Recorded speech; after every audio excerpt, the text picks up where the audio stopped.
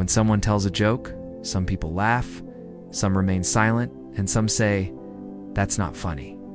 It's not that they don't understand the joke, they just don't find it funny.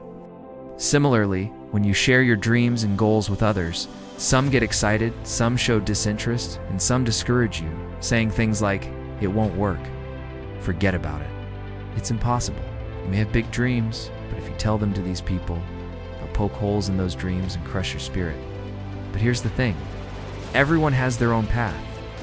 Some may dream small and live scared, but that doesn't mean your bigger dreams are wrong.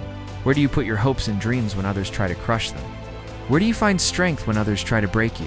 If you're going through this right now, listen to this story. Once upon a time in a small village, there lived a young woman named Rodica.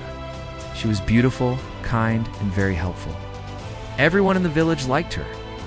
But there was one person who didn't, and that was her stepmother. She always scolded Rodica for no reason.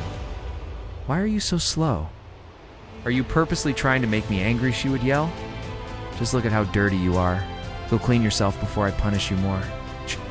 But Rodica never understood why her stepmother treated her so badly.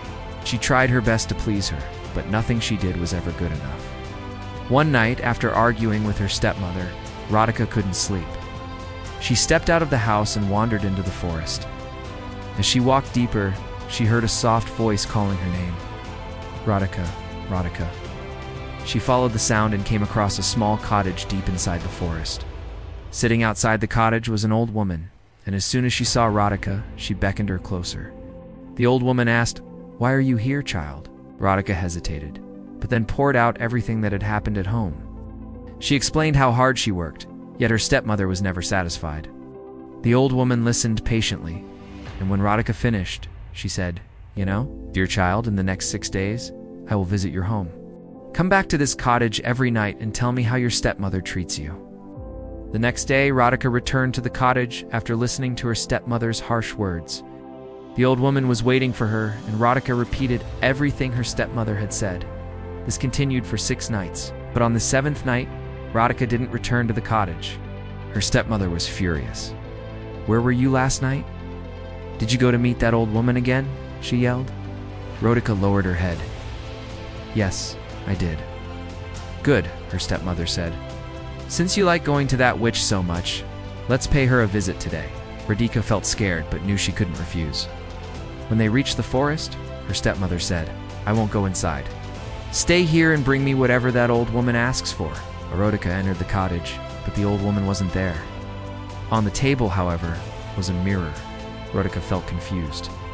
Was this witch really a witch? Had she cast a spell on her? Suddenly the mirror glowed brightly, and the old woman appeared inside it. "Bring me 7 drops of water from the lake, and I will reveal the truth behind everything." Rodica quickly brought the water and handed it to the mirror. The old woman disappeared. Then poof, she reappeared. With a wave of her hand, she transformed into a beautiful young woman, the same age as Rodica. "This is who I am, Rodica," she said. "And this is my original form. Do you know why I asked you to bring the water?" Rodica shook her head. "Because you are my daughter, but your father married another woman after I died, and you grew up believing that woman was your mother. She has been treating you badly because she wants you to beg at the temple and give her all the money you collect. That's why she yells at you all the time." Rodica was shocked. She hugged the old woman. "Am I really your daughter?" "Of course. In fact, I am the fairy godmother of our village. I take care of everyone here, and I've watched over you since you were born." "Don't worry, Rodica.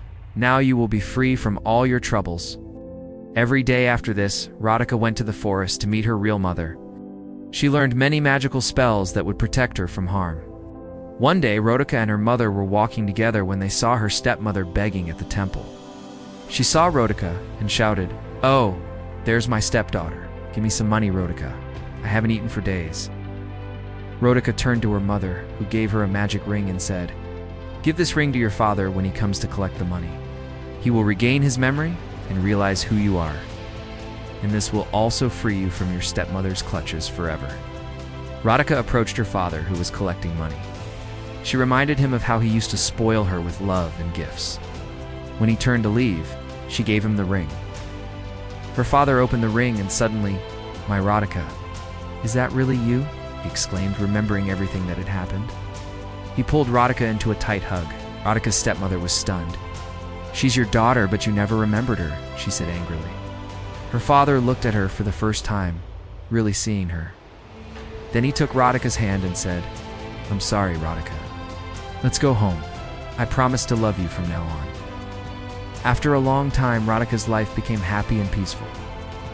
And as for her stepmother, she had to wander around the village alone, cursed by the fairy godmother. The moral of the story?